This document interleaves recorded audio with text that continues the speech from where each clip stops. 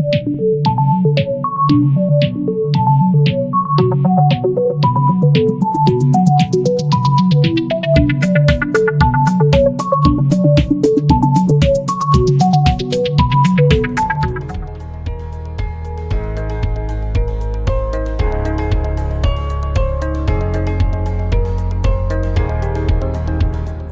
think what the pandemic has done is has made everybody scrutinize all spends in a more strong, in a more stringent kind of a manner. I think all marketers, and by marketers I'm also referring to people who are responsible for driving business growth and therefore growth leaders, have to very strongly look at the correlation of spends and their impact on short-term versus medium-term revenues and cash flows.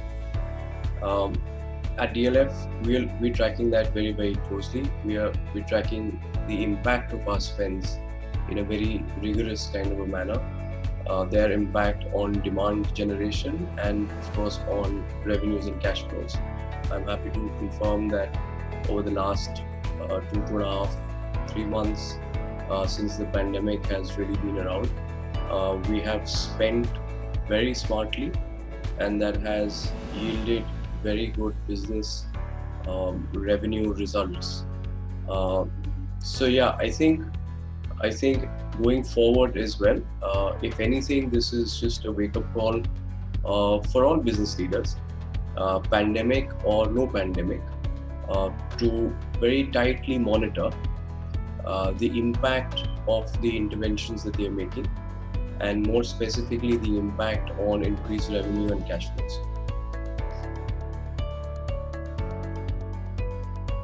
I think sponsorships, fundamentally, why do brands do sponsorships?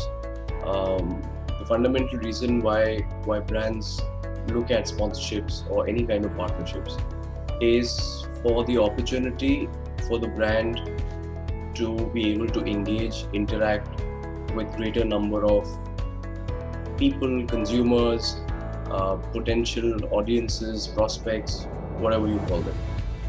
Now, what the pandemic has done is that it has forced us to move towards a much more contactless, physically distant kind of a scenario, where a lot of physical interactions and engagements will not happen the way they used to happen earlier. If sponsorships, and through the platform of sponsorships, these kind of interactions were being made available earlier, I think sponsorships will have to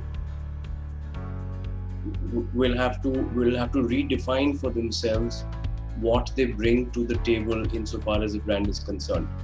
So therefore, tomorrow, if a brand or an opportunity comes to me to sponsor a certain platform or a program or a show or a particular kind of event, one will have to look at how does a brand taking upon this sponsorship stand to gain or benefit in the context of the new contactless, physically distant world. How will those engagements be made alive? How can sponsorships help in engaging with customers, with audiences, with prospects in a virtual, if not a slightly more distant kind of a manner, and yet create an immersive brand ecosystem where consumers can experience and understand and appreciate where the brand is coming from and what it presents. So sponsorships per se are not going to go away. I think that idea is here to stay for all the right reasons. But how do sponsorships play out in facilitating a brand's interaction with audiences because of the sponsorship that the brand has undertaken? I think those contours will change, and those contours need to be actively redefined by sponsorship platforms. I think virtual opportunities, virtual events, virtual engagement platforms are here to stay, and if anything have got a sudden unexpected boost.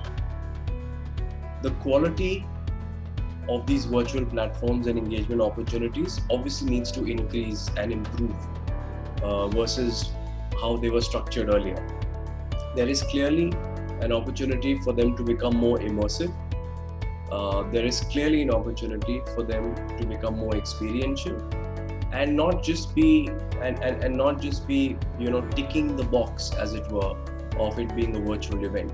A virtual event needs to present itself in a more compelling manner, and for that reason, if the quality of virtual events can be improved, if the construction and the execution of virtual events can be improved, and by improved I'm saying that they can be made more experiential, they can be made more engaging, they can be made more real life, they could be made more real time, they could be made as platforms where rich media can be shared, exchanged, discussed.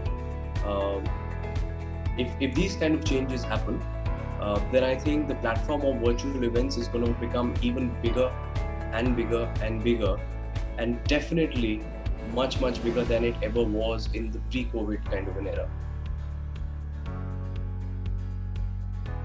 As a brand custodian, as a growth leader, as a business leader, I look forward to opportunities of sponsorships and events where we participate. But I look at event agencies, event platforms, sponsorship agencies, sponsorship platforms to come to me with how they can create, both in the physical and in the virtual ecosystem, events that continue to drive and deliver greater immersion and engagement. So my only piece of advice is conceptualize an event from the point of view of how an event needs to be conceptualized as per individual platforms. What do I mean by that? Saying don't take a physical event and just plaster it, copy paste the template in a virtual ecosystem, because the template of a physical event, when copy pasted blindfoldedly in a virtual ecosystem, does not work. For the virtual ecosystem, create events from scratch which are in the reality of the pluses and the minuses of the virtual ecosystem, the technology that's available for all of these kind of events. One size does not fit all, so an event will have to be created depending on what kind of a experiential or an engagement opportunity you want to provide for that event in the virtual ecosystem. So my advice will always be that when you're coming and approaching a brand with an event opportunity or a sponsorship opportunity, think from the brand's point of view of what is in it for the brand from the point of view of experience and engagement with its consumers. Logo visibility or logo availability on invites, tickets, social media, banners, flexes, backwalls, panels, that is not going to be enough. The opportunities to engage and meaningfully engage with audiences is important, and for people who are conceptualizing events, they need to keep this at the top of the mind. At DLF, what we've strongly believed, and it's been a very integral part of our entire marketing effort, is to build and curate our communities. And when I say communities, I'm not talking of communities necessarily only on social media platforms, but I'm saying physical communities of real life actual people who live in our condominiums, who are a part of our complex, who enjoy the clubhouses, so on and so forth. And therefore community-based events have been an extremely strong part of how we have curated our communities and our marketing engagements with our residents. We've done various events. We've done musical evenings. We've had from 2-piece to 5-piece bands coming in from foreign countries to perform. We've done fashion evenings. We've done art evenings. We've also done some gourmet food, wine tasting, barbecue grill kind of evenings. So we've dabbled with a lot of these genres, and it's only natural, right? Because when you're actually dealing with real people like you and me, people who live in condominiums, and you want to create a community buzz around these people or with these people, you want to put together events that that target different interests of different people within the larger group. So there are people who are more interested in food and music. There are people who are more interested in sports.